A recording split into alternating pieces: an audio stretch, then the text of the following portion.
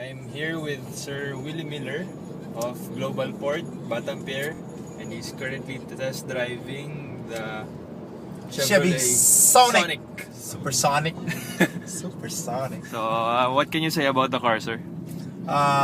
First, it's small but cute. Cute and medyo sporty ang dating. Sa player, sabi nila medyo pag maliit, hindi pang player ang dating. So dahil sporty ang dating, medyo cute. Bagay pa rin sa player. Tsaka maluwang. Spacious lang na dito sa harap. So, how about yung engine feel? The way, Yeah. the way it reacts, sir? Matulin siya. Para rin mga parang sports car.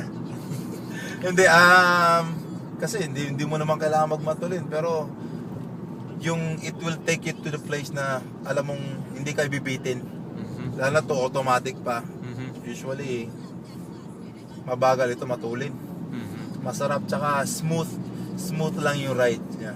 Okay. Smooth yung ride niya. Total experience naman, sir. Fuel efficiency. Siyempre maliit, matipid. Ito matipid, masarap. So masarap gamitin as an everyday car. Mm-hmm. Lalo na kami practice. Mm-hmm. Malalayo yung practicean after workout. So pumunta ko saan. Not just like not only siguro para sa akin, hindi only pang-practice, pwede rin medyo family car, maluwang sa likod eh. So kakasya, tapos may cute na lalagyanan pa sa likod. So maganda yung feel.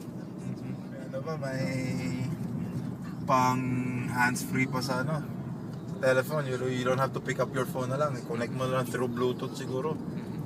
So, would you recommend buying it, sir? Yes. Of course. I'm trying to get one. Kung pwede nga eh. Malaki discount yata to. Hindi, maganda, cute yung pang everyday. Okay. Masarap pang everyday to. Willie Miller, y'all. Peace!